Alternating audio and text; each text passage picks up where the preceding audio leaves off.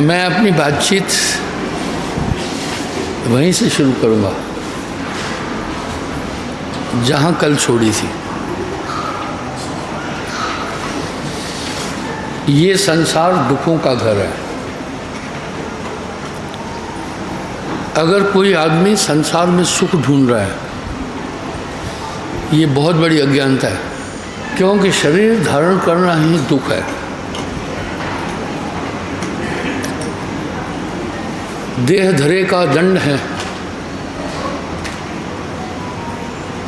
भुगतत है सबको।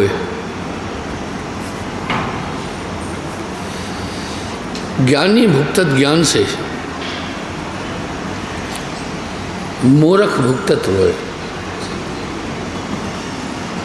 जैसे कच्चे घड़े में पानी नहीं रुक पाता है, इसी प्रकार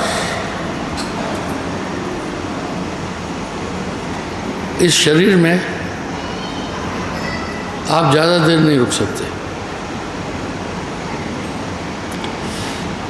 अगर आप जितने भी दिव्य पुरुष, संत, महापुरुष, धर्मशास्त्र हैं, उन पर दृष्टिपात करेंगे, उनकी वाणी पर, यही मिलेगा। सबने इसको दुखों का घर कहा है। महात्मा ईसा भी कह रहे हैं, हम सब अपने पापों के कारण पृथ्वी पर हैं। साहब ने अनूठे शब्द कहे हैं संसार की असारता पर।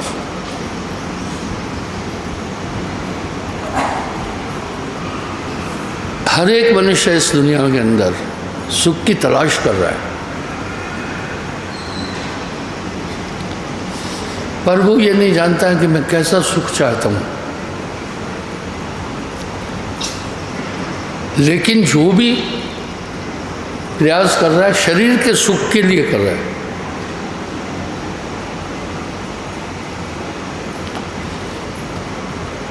एक बात स्वाभाविक है, सभी जीवों का मंथन अगर आप करेंगे तो सभी यही कर रहे हैं। मैंने एक बात कई बार बोली है, अगर आप सभी प्राणियों की वृत्तियों की तरफ देखेंगे तो आत्मा नजर आ जाएगी।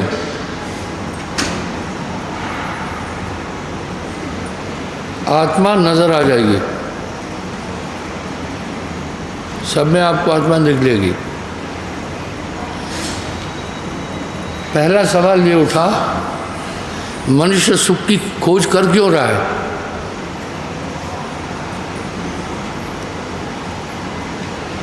सुख की खोज करने का अभिप्राय क्या है? ये सुख क्यों ढूंढ रहा है? हित अनहित पशु पक्षिन जाना, मानव तन गुण ज्ञान ने जाना। जीवा जंतु जितने भी ये सब सुख ढूंढ रहे हैं। आखिर ये सुख की लालसा हम सब में क्यों है? क्यों? इसी सुख की प्राप्ति के लिए कुछ लोग शुभ कर्म करना चाहते हैं कि स्वर्ग में जाएं, क्योंकि आप सबने सुना होगा शास्त्रों में भी, स्वर्ग में आनंद है।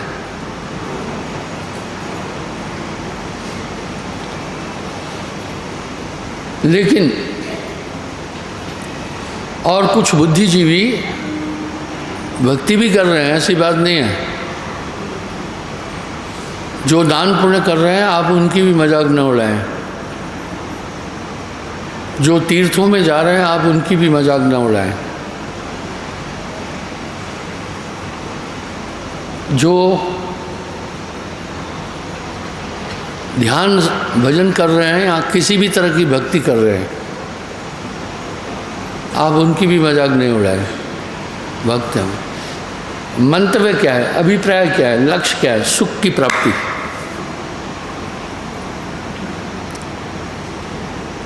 और ये धरती पर रहने वाला मनुष्य एक बात समझ चुका है, सच्चा सुख ईश्वर के पास है। ये अलग बात है कि हम सब ने ईश्वर को विभिन्न रूपों में मान लिया है। कोई सद्गुण रूप में मान रहा है, कोई निर्गुण रूप में मान रहा है, कोई निराकार रूप में मान रहा है, और प्रयास सब कर रहे हैं उसकी प्राप्ति का भी। जा से उत्पत्त नान का लीनता में मान। ईश्वर के प्रति हम सबकी एक धारणा है कि वो हमारा अधिष्ठा है, वहाँ हमें सुख मिलेगा। बच्चा अपनी माता को पल भर भी नहीं छोड़ना चाहता है। वो ये ठीक जानता है कि माँ से अधिक मेरा कोई भी हितेश नहीं है, कोई भी संरक्षक नहीं है। माँ से बड़ा कोई भी संरक्षक नहीं है।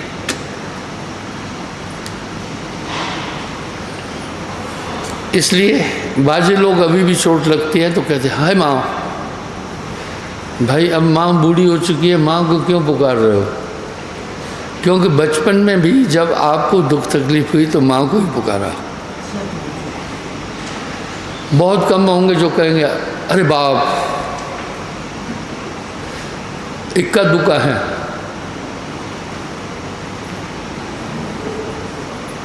अधिकतर लोग क्या कहते हैं हाय माँ, हे माँ। और बाप के लिए क्या कहते हैं? कुछ कहते हैं बाप के लिए सर जी बाप रे। बहुत कोई डरने वाली चीज़ होती तो बाप रे करते हैं, और कोई पेनफुल चीज़ आके तो माँ को याद करते हैं। बैठ जाओ। आप किसको याद करते हैं? माँ को सर, साहब जी। माँ बहुत प्यारी है तो माँ को याद करते हैं। तो गलत है। आप कहना चाहिए साहब।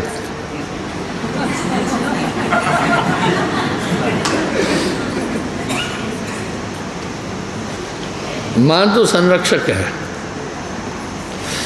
अब यहाँ क्या कहना चाहता हूँ, भक्ति किसकी करें? एक छोटा उदाहरण देता हूँ। भक्ति वाकी कीजिए जिससे काल डराए। इस दुनिया में अगर सबसे बड़ा दुख है वो है जन्म मरण। अगर इस संसार में सबसे बड़ा दुख है वो है जन्म मरण। जन्म मरण को दुख अति भारी।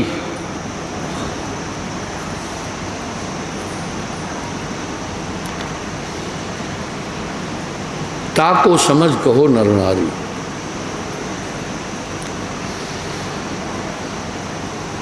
जाके रक्षक सदगुरु। एक उदाहरण देता हूँ, इसलिए हम क्या चाहते हैं, मनुष्य क्या चाहता है? जन्म मरण न हो। जन्मना बहुत बड़ा दुख है।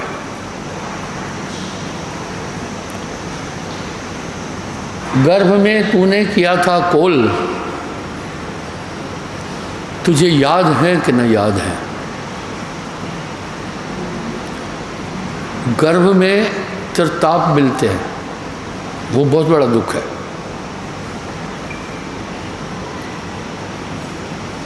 पहली बात, औंधे मुंह लटकता है। दूसरा, माता के गर्भ में मलमूत्र की थैलियां भी है, उनसे सटा हुआ रहता है। परम दुर्गंध है वहाँ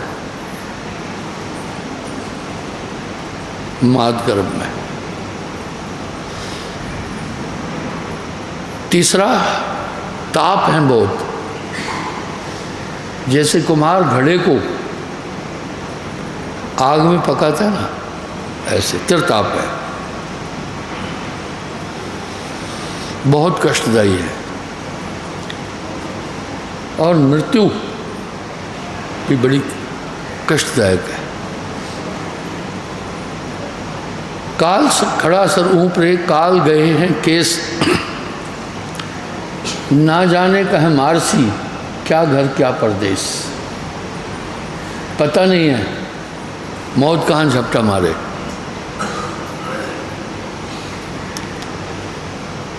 किसी ने चील या गिद्ध का झपटा देखा हो अपने जीवन में तो हाथ खड़ा करना।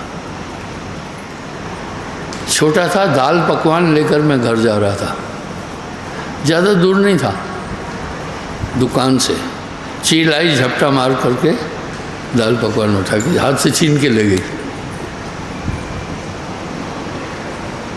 इस तरह काल का झपटा ऐसा है, बड़े बड़े धुरंधरों को ये समेट देता है अपने में। ये बड़े बड़ों को समेट देता है। मैंने एक आख्या बोली है, हमेशा शरणागत उसके होना है जो आपको काल से बचा सके।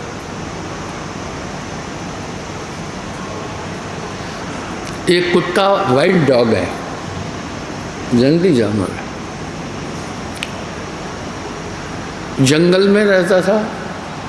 अभी भी देखो वाइल्ड डॉग जो जंगल में रहते हैं। दक्षिण अफ्रीका में घने जंगल है, बहुत जानवर है वहाँ। तो एक बार भेड़िया उस पर झपट पड़ा। कुत्ते ने उससे प्रार्थना की, भाई मार नहीं, मैं आपका सेवक रहूँगा। भेड़िए के साथ रहने लगा। एक बार एक भालू आया। भालू को देखकर कुत्ता भौंकने लगा। भेड़िए ने कहा क्या बात है? बोला चुप रहो, वो भालू है, हम दोनों को मार देगा, छुप जाओ। कुत्ता समझ गया कि ये शक्तिशाली नहीं है, इसका मास्टर तो भालू है। भालू के पास पहुंचा, बोला भाई मुझे सुरक्षा दो। ठीक है। भालू के साथ रहने लगा। एक दिन फिर भौंका। भालू ने कहा क्या बात है? बोला वो देखो आ रहे हैं जानवर। भालू ने कहा चुप, हाथी है, कुचल देगा दोनों को। कुत्ते ने मन में ठान ली इसका तो मास्टर हाथी है, अपन हाथी के पास ही क्यों नहीं जाए। हाथी के पास आया, कहा भाई मैं यहाँ बहुत जानवर है, मेरी जान को खतरा है, आपकी शरणागत हूँ। हाथी ने कहा रहा करो साथ में, ठीक है। मैं बाल कथाएं नहीं सुना रहा हूँ, अभिप्राय कुछ और है बताने का। रहने लगा। कुत्ते का काम तो भौंकना है। हार्ट में प्रॉब्लम है क्या? कंधा फ्रोज हो गया, कंधा फ्रोज हो गया था, ये फ्रोजन शोल्डर हो रखा है। एक दिन फिर कुत्ता भौंकने लगा। हाथी ने कहा भाई क्यों भौंक रहे हो? बोला वो देखो जानवर आ रहा है। हाथी ने कहा चुप, शेर हैं, तुझे भी मार डालेगा, मुझे भी मार डालेगा। कुत्ते ने मन में ठान ली ये मेरी सुरक्षा नहीं कर सकता। अगर डूबते हुए जहाज में आप बचने के लिए बैठेंगे तो पक्का जाओगे।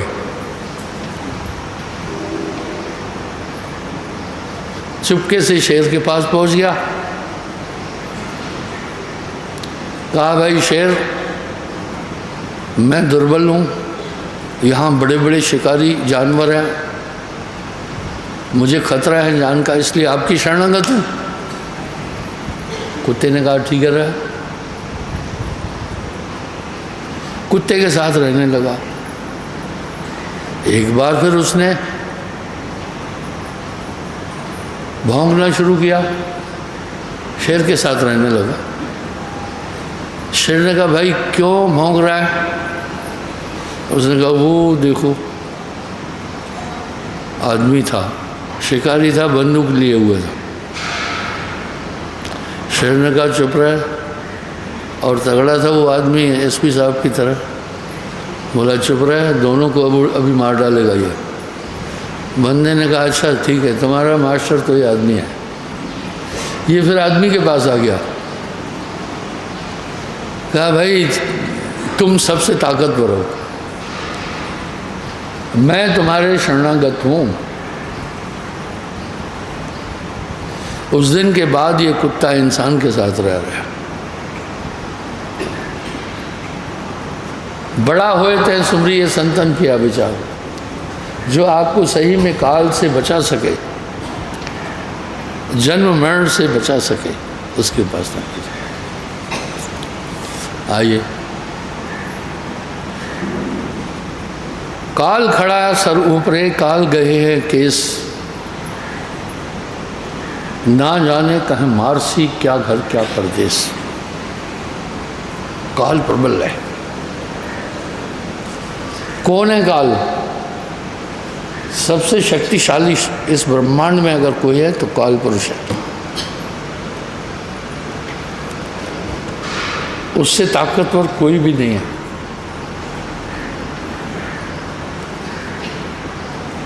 वो कौन है? मन ही आहे काल कराला, जीव नचाए करे बेहाल। आपको परेशान और कोई नहीं कर रहा है, आपका मन है। भाई तेरा बैरी कोई नहीं, तेरा बैरी मन। जीव के संग मन काल रहा है, अज्ञानी नर जानत नहीं। मैं उदाहरण देता हूँ, बाकी सब कुछ समेट देगा ये।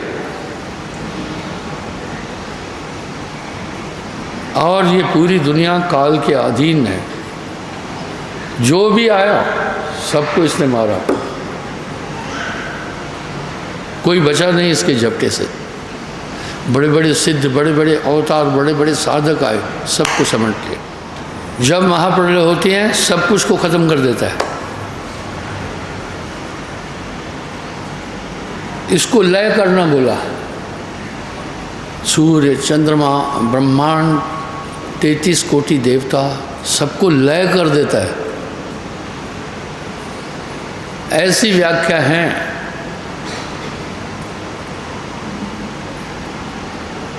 शास्त्रों में काल पुरुष की। अब कौन है वो? मन ही निरंजन, मन ही ओंकार, मन ही है करतारा। उसकी जाल में सब फंसे हैं। ये किसी को भी बाहर निकलने नहीं दे रहा है। कितने तपसी तप कर डाले, काया डारी गारा,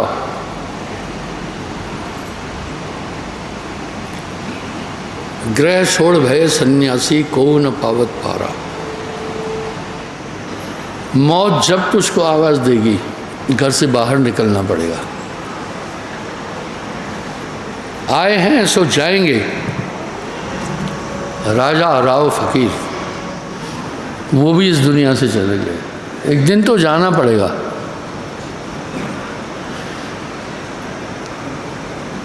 पर हम सब लोग एक आकांक्षा करते हैं अमरत्व की। इसलिए श्लोक में भी आता है, तामस समाज ज्योतिर्गमय, मृतमा अमृतत्व गमय ले चले। तामस समाज ज्योतिर्गमय, हे प्रभु हमें अंधकार से ज्योति में ले चलो, मृत्यु से अमृतत्व की तरफ ले चलो। यहाँ एक सवाल है, ये तन इससे मनुष्य बहुत प्यार करता है। पर ये तन क्या है? ये तन विष की बैलरी,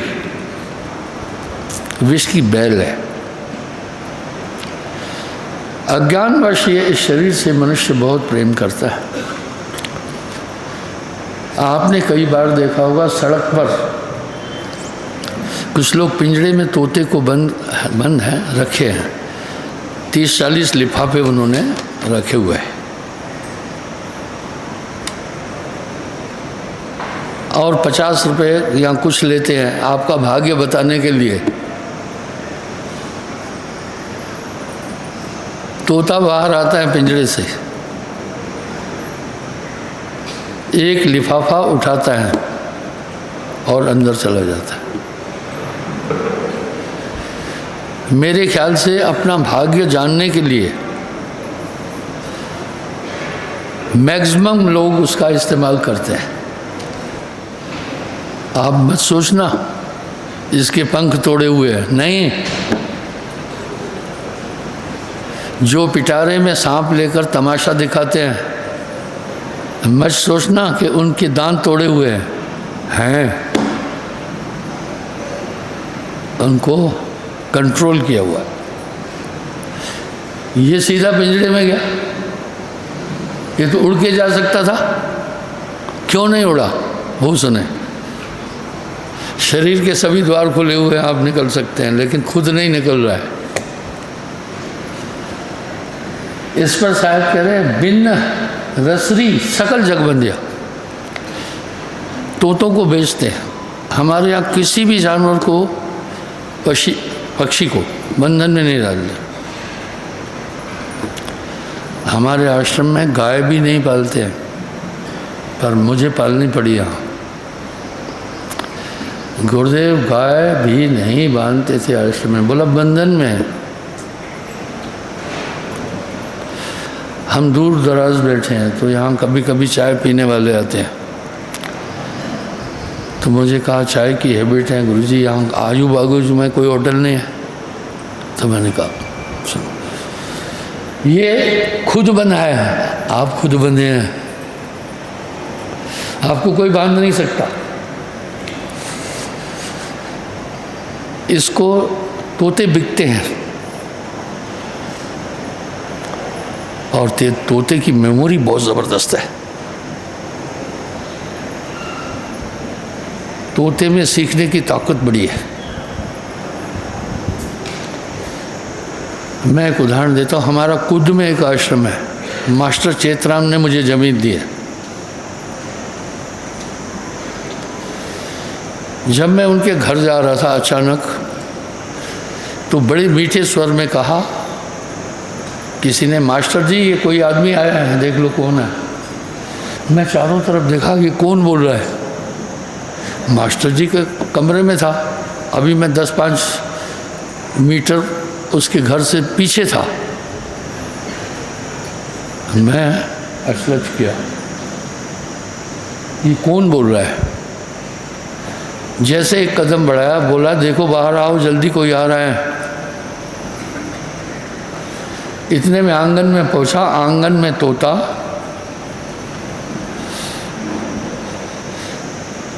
पिंजरे में बंद था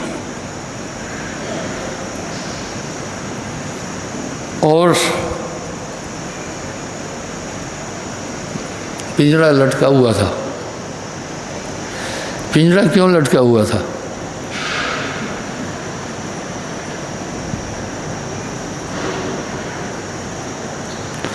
जमीन में होगी, बिल्ली इधर उधर हाथ डालेगी,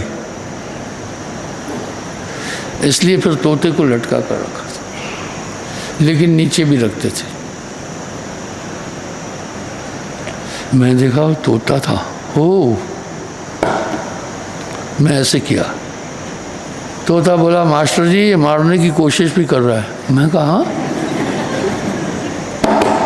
चुप रहो। बोला मास्टर जी जल्दी बाहर आओ। ठीक है।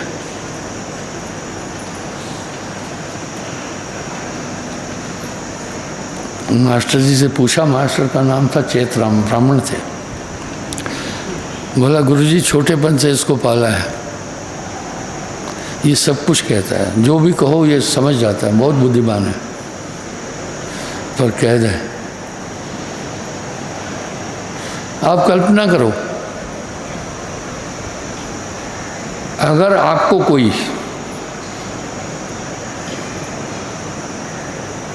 कमरे में बंद रखे, हलवा पूड़ी मिठाई काजू बादाम खूब खिलाए, कैसा रहेगा? बहुत बुरा रहेगा साहब जी। आज़ादी चाहेंगे ना? बिल्कुल साहब जी, वो एक टाइम ऐसा हो जाएगा कि रोटी ना मिले, आज़ादी मिले। बंधन में सुख नहीं। गोस्वामी जी कह रहे हैं पराधीन सुख सपने नहीं। आप बंधन में हो, आप बंधे हैं। अब फिर क्या किया? तोते को बेचते हैं। तोते का लर्निंग पावर बड़ा टॉप है,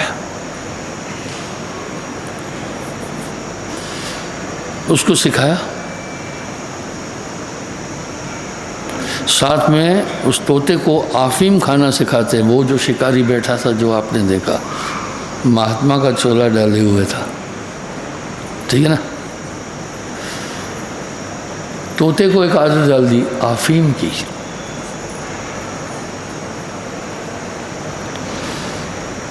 अब अफीम की आदत पड़ गई। नशा बहुत बुरी चीज़ है, नशा इंसान को खींचता है। अब देखना साहब कितना सुंदर अलंकार से समझा रहे हैं आप कैसे बंधे हैं। उसने देखा अब इसको 2 टाइम वो अफीम खिलाता था, थोड़ा ही। जब आज अफीम की आदत हुई तो एक दिन नहीं दिया, वो छटपटाने लगा। इस तरह नशा करने वाला, हाँ भैया राजस्थानी नमकीन वाले पहले कभी ड्रिंक करते थे जी। राजस्थान में बहुत अच्छा है, हिंसा नहीं है, हिरन घूमते, लेकिन शराब बहुत है। क्या ख्याल है? जी बिल्कुल सही है, हकीकत। मेरा जन्म खुद राजस्थान का है। जब दारू नहीं मिलता था कैसा होता था? शाम को मतलब अपने आप कदम उस तक चले जाते थे लेने के लिए। अपने ऑटोमेटिक अपने कदम कलारी की तरफ जाते, जहाँ दारू बिकता है उसको कलारी बोलते हैं ना। जी। क्या बोलते हैं? ठेका बोलते हैं। हाँ ठेका भी है। बेचैन हो जाते थे ना। हाँ जी।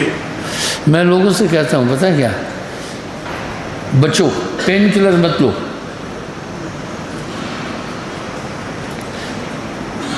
पेन किलर की आदत नहीं डालो, इससे नुकसान होगा। हमारे शरीर में कुछ कोशिकाएं हैं जो दर्द को महसूस करते हैं, वो ज़रूरी है। पेन किलर उनको साइलेंट कर देता है। तो सोचो आपको जब दर्द चोट महसूस नहीं हुई तो शरीर के लिए नुकसानकारक नहीं है। दर्द सह लेना, पेन किलर नहीं लेना। पुराने ज़माने में सर दर्द की दवा थी टैबलेट। हाँ भैया क्या थी? डिस्पिन थी, डिस्पिन। नहीं, बहुत पुराने टाइम में कर्नल अपना एसपी साहब एनासिन करके थी, एनासिन, सैरोडीन और एस्प्रो। मास्टर जी बुजुर्ग है। एस्प्रो इतना हानिकारक है हार्ट के लिए कि पूछो मत, और अमेरिकी वैज्ञानिकों ने उसको बैन कर दिया। पर अभी भी यहाँ होता है इस्तेमाल उसका, वो हार्ट पर असर डालेगा। डॉक्टर लक्ष्मी नारायण की थ्योरी कह रही है avoid to use of the medicine. आप दवाओं का प्रयोग नहीं करो ज़्यादा। प्राकृतिक चिकित्सा पद्धति, भोजन की हर चीज़ में दवाएं हैं। आप रोगों का निरोध खान पान से करो। अच्छा ठीक है, तो वो भाई तोता फिर छटपटाता है बेचारा, उसको नहीं मिल रहा है, उसको नहीं मिल रहा है, उसको मुश्किल थी, चैन नहीं आ रहा था। अब वो शिकारी जो बैठा हुआ महात्मा का गमछा डाले हुए, वो एक महात्मा हो सकता है क्या? ये दुनिया कितनी नादान है, उससे भाग्य पूछने जा रहे हैं। वो लिफाफे लिखे हुए हैं, उसने एक न एक उठाना है, और बातें क्या लिखी हुई हैं पता है? जल्दी आपके कार्य सिद्ध होने वाले हैं। आइडिया क्या है? जो ये भाग्य जानने आ रहा है कहीं ना कहीं परेशान है, ठीक है?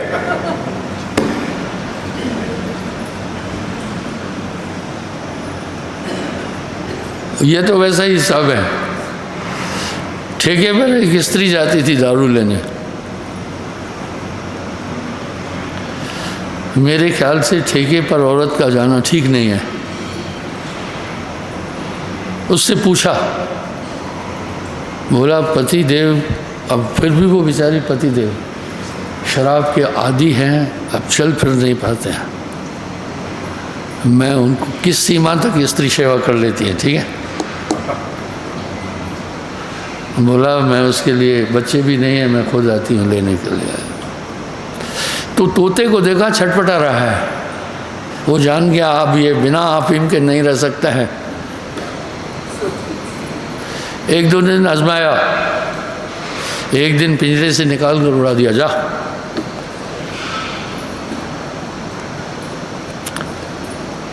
तोता दूसरे दिन खुद आकर पिंजरे में बैठ गया, क्योंकि जंगल में तो फल मिले, खुली हवा भी मिली, आज़ादी भी मिली, पर अफीम नहीं मिला। खुद आ गया। अभी भी वो जो लड़खड़ाता हुआ जा रहा था, नशे में धुत था तोता। इंसान बड़ा जालिम है। धरती का सबसे खतरनाक प्राणी भी मनुष्य है और संरक्षक भी मनुष्य है, इसलिए वो खुद जा रहा है।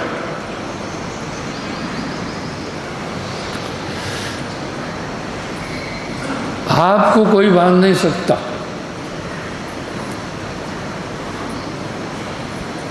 नैनम दहंती पावक है, इस आत्मा को आग भी नहीं जला सकती है, रस्सी से बांधा नहीं जा सकता। चल शोषंती मारुत है, न हवा नुकसान कर सकती है, न जल इसको गला सकता है। फिर इसकी मौत कैसी? ये अमर है। हंसा तू तो अमर था, अटपट तेरी शाल, रंग कुरंग रंग लिया, अब क्यों फरत बेहाल। इसलिए वो पिंजरे में। आप भी क्यों पिंजरे में हैं? सभी द्वार खुले हैं, निकल नहीं रहे खुद।